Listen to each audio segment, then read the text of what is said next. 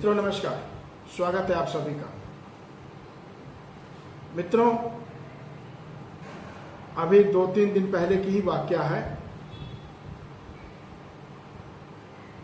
लगभग 20-22 दिन हुए। मिर्जापुर जनपद के चुनार तहसील में 150 से अधिक लोगों ने ऑनलाइन जाति प्रमाण पत्र अनुसूचित जनजाति का जारी करने के लिए गौंड समाज के लोगों ने अप्लाई किया, आवेदन किया। और जांच के दौरान लेखपालों ने एक ही पैटर्न पर अपनी रिपोर्ट लगाई। उस पैटर्न में उन्होंने एक फॉर्मेट पे लिखा, गांव के 2 व्यक्तियों की गवाही ली गई, उनका नाम लिखा गया और नीचे आख्या में लिखी गई कि गांव वालों से जांच पड़ताल किया गया, जिसमें गांव वालों ने इनकी जाति भरभूजा बताई और इनके द्वारा प्रस्तुत अभिलेखीय साक्ष्य में, जिसमें नागरिक रजिस्टर, कुटुंब परिवार और अन्य, उनमें इनकी जाति गोड़ दिखाई गई है। गोड़ निष्कर्ष के तौर पे लिखा गया, अभिलेखों के आधार पर इनकी जाति गोड़ है, न कि गोड़। ऊपर भी बिंदु, नीचे भी बिंदु। ये भरभूजा जात के प्रतीत होते हैं, इसलिए अनुसूचित जनजाति में ये नहीं आते। और आख्या बना करके तहसीलदारों को भेज दी गई और परिणाम तो वो निरस्त। इसकी कहानी क्या हुई है? गौंड समाज के लोगों का प्रतिनिधि मंडल जिलाधिकारी कार्यालय पर जिलाधिकारी से मिला और जिलाधिकारी ने कहा कि हम गांव में स्तर पे जो है चौपाल लगाते हैं और वहां हम जांच पड़ताल करके फिर आपको बताते हैं। तहसीलदारों ने 1-1.5 महीने बाद जब लोग तहसीलदार से मिलने गए, तहसीलदार ने कह दिया कि हमारे पास समय नहीं है कि हम इतना सारा चौपाल लगा सकें, लिहाजा आप लोग ऑनलाइन आवेदन करिए और जांच में जो रिपोर्ट आएगी उसके आधार पर प्रमाण पत्र जारी किया जाएगा। तो लोगों ने आपस में मंत्रणा की और ऑनलाइन आवेदन किया तहसीलदार के कहने पे। चूक क्या हुई है यहाँ पर? पहली चूक ये हुई है कि जिलाधिकारी ने चौपाल लगाने की बात कही प्रतिनिधि मंडल के समक्ष और उसने आदेश भी पारित किया कि गांव में चौपाल लगाया जाए, लेकिन तहसीलदारों ने चौपाल लगाने की बजाय गौंड समाज के लोगों को समझा दिया कि इतना समय नहीं है, आप ऑनलाइन आवेदन करें। चौपाल लगती तो उसकी कुछ बात अलग होती, वो जिलाधिकारी लेवल की बात होती, लेकिन ये सारा मौका तहसीलदार ने लेकर इनको बरगला दिया। साथियों ने हमसे जिक्र भी किया तो हमने कहा कि पहला काम आपको तहसीलदार से मिलने की बजाय जिलाधिकारी से मिलना चाहिए था कि महोदय आपने आदेशित किया था समस्त तहसीलदारों को कि चौपाल लगा करके जांच की जाए कि यहाँ किस किस जात के लोग हैं, गौड़ हैं या भरभूजा हैं या क्या हैं। लेकिन अभी तक कितने चौपाल लगे इसकी कोई जानकारी नहीं मिली और हमारे क्षेत्र में चौपाल नहीं लगा है। जिलाधिकारी अपना निर्णय लेता, क्या करना था क्या नहीं करना था, वो फिर से आदेशित करता या जो भी करता, लेकिन ये मौका समाज ने गंवा दिया। यहाँ से समाज जिलाधिकारी का भी उंगली पकड़ सकता था, तहसीलदार का गला पकड़ सकता था, लेखपालों को गले को दबा सकता था, लेकिन ये काम नहीं हुआ। चलिए, आवेदन डाला गया, आवेदन निरस्त हो गया, रिपोर्ट में भरभूजा लिख दिया गया, 2 लोगों की गवाही दी गई। अभी लोगों ने एक सभा की और सभा में यह पारित किया कि हम कोर्ट जाएंगे, मुख्यमंत्री पोर्टल पे डालेंगे। मित्रों, आप कहीं भी जाने को स्वतंत्र हैं, कहीं भी शिकायत करने को स्वतंत्र हैं, लेकिन जब मैटर लिटिगेशन का आएगा, नियम और कानून का आएगा, तो आप वहां पे फेल हैं।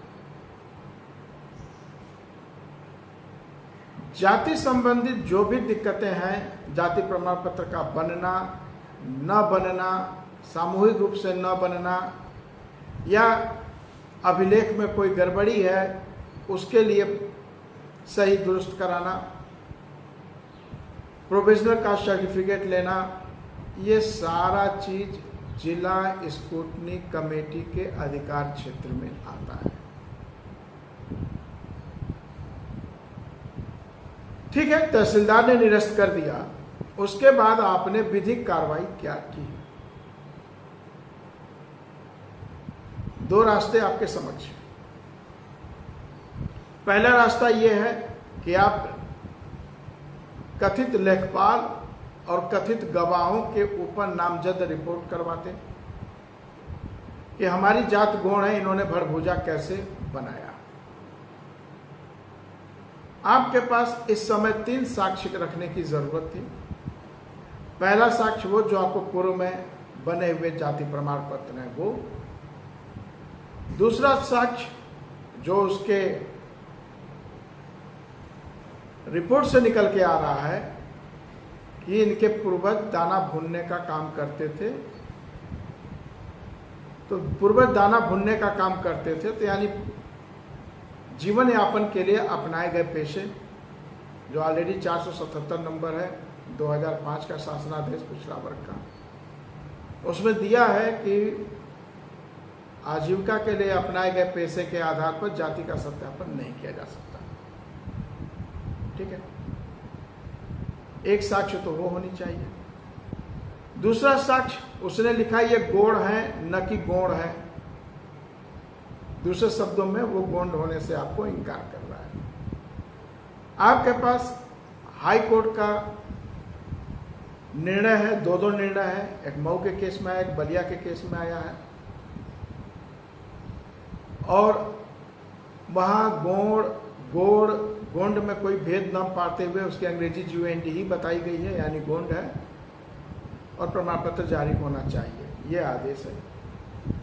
और इसके ऊपर आपके विभिन्न शासनादेश निकले हुए हैं, जो सबसे लेटेस्ट है 3 नवंबर 2021 का शासनादेश, जिसमें स्पष्ट लिखा हुआ है कि अनुस्वार भेद नहीं करना है। अनुस्वार भेद के आधार पर आप किसी को जाति प्रमाण पत्र से वंचित नहीं कर सकते।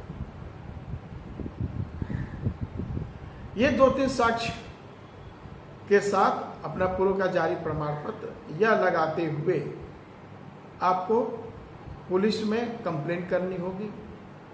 हो सके पुलिस आपका कंप्लेंट न लिखे, आप ऑनलाइन कंप्लेंट कर सकते हो,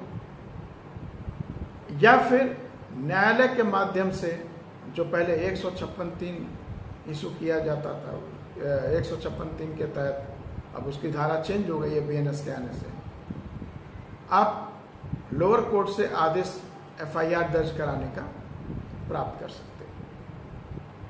एक तो ये रास्ता था, आप डायरेक्ट लेखपाल और जिन्होंने आपके विरुद्ध गलत गवाही दी है उनके नाम से आप कराते।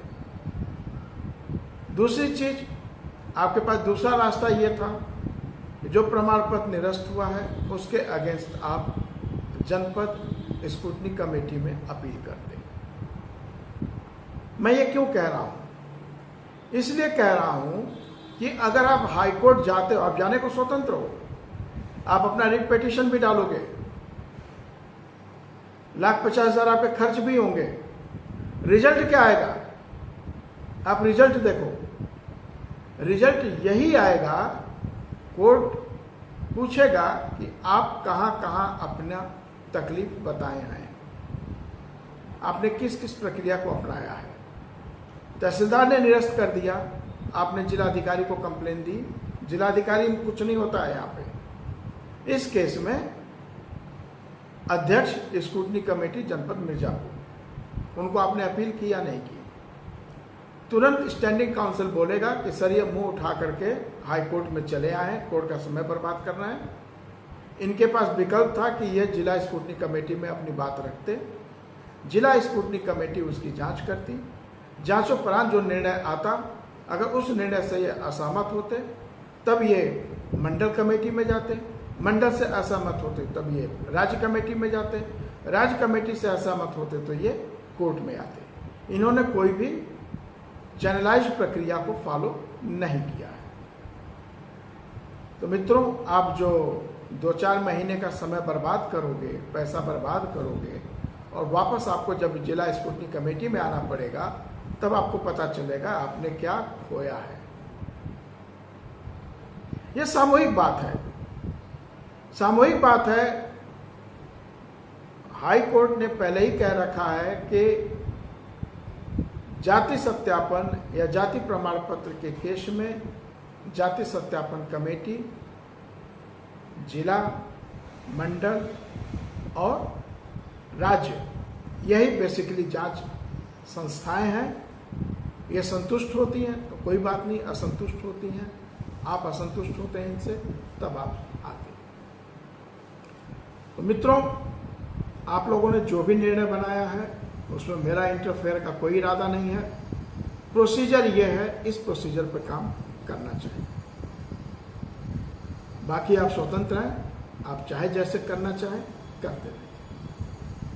आप जब तक स्क्रूटनी कमेटी को फेस नहीं करेंगे, यह बात सत्य है कि मिर्जापुर से कई लोग स्क्रूटनी कमेटी में हैं, और स्क्रूटनी कमेटी के जो अध्यक्ष हैं हरिओम, डॉक्टर हरिओम, समाज कल्याण अनुभाग 3 के वो प्रमुख सचिव हैं। पदेन स्क्रूटनी कमेटी के अध्यक्ष वही होते हैं, लेकिन उनकी भी कार्यवाही संतोषजनक नहीं है। इवन जो विजिलेंस सेल द्वारा क्लियर कर दिया गया है उसको भी डिस्प्यूटेड बना करके वापस जिला स्क्रूटनी कमेटी में भेज देते हैं, और जिला स्क्रूटनी कमेटी फिर उस पर कुछ नहीं कर पाती। अंततः आपको उच्च न्यायालय में जाना पड़ता है। तो जाना तो है मित्रों, आपको संघर्ष तो करना होगा, जाना पड़ेगा उच्च न्यायालय में, लेकिन तुरंत नहीं जाने की जरूरत है। तुरंत जाने पे फिर वही रिवर्स गियर लगेगा, फिर आप परेशान होंगे। पहले स्क्रूटनी कमेटी से होते हुए जाइए। स्क्रूटनी कमेटी में अगर आपको प्राकृतिक न्याय नहीं मिलता, आपकी बात नहीं सुनी जाती, आपके साक्ष्य पर गौर नहीं किया जाता, यह सब उसके रिपोर्ट से पता चलेगा, तो आप प्राकृतिक न्याय न मिलने के एवज में आप हाई कोर्ट जा सकते हो। हाई कोर्ट फिर नेचुरल जस्टिस के अनुसार पुनः आपको या तो मंडल में भेजेगा या राज्य में भेजेगा, या हो सके जिला में वापस भेज दे। अभी तक 2 केस ऐसे ही देखे गए हैं कि प्राकृतिक न्याय न होने की दिशा में गाजीपुर जनपद के केस को उन्होंने दोबारा जनपद स्क्रूटनी कमेटी में भेजा है। हालांकि जो पहले निर्णय आया था वो स्क्रूटनी कमेटी का नहीं था, एक स्क्रूटनी कमेटी आनंद फानन में बैठा के निर्णय दिया गया था, वो हमने सब चर्चा कर रखी है पहले। मित्रों, आप स्वतंत्र हैं कुछ भी करने के लिए, लेकिन बेहतर होता कि आप प्रोसीजर में काम करते। थोड़ा समय लगता है, लेकिन प्रोसीजर में जाने से उसका परिणाम एक अलग आता है। दबाव की राजनीति ठीक है, आप दबाव दे के काम करा लेते हैं तो अच्छी बात है, लेकिन आपके प्रमाण पत्र को हर हाल में स्क्रूटनी कमेटी में जाना पड़ेगा। अगर आपका लड़का नौकरी पा जाता है, आपका भाई नौकरी पा जाता है, आप स्वयं नौकरी पा जाते हैं, तो उसकी जांच के लिए पुनः नियोक्ता भेजेगा और वो स्क्रूटनी कमेटी में जाना ही जाना है। इसलिए स्क्रूटनी कमेटी से मत घबराइए, पूरा चैनल फॉलो करिए और उसके अनुसार आप संघर्ष करिए। मैं इतना ही कहना चाहूँगा। बाकी आपके केसेस से हम अच्छी तरह वाकिफ़ हैं, आपकी तकलीफ़ों से भी वाकिफ़ हैं। अगर आप प्रोसीजर फॉलो करते हैं तो बेहतर रहेगा। जय भारत, जय श्री राम।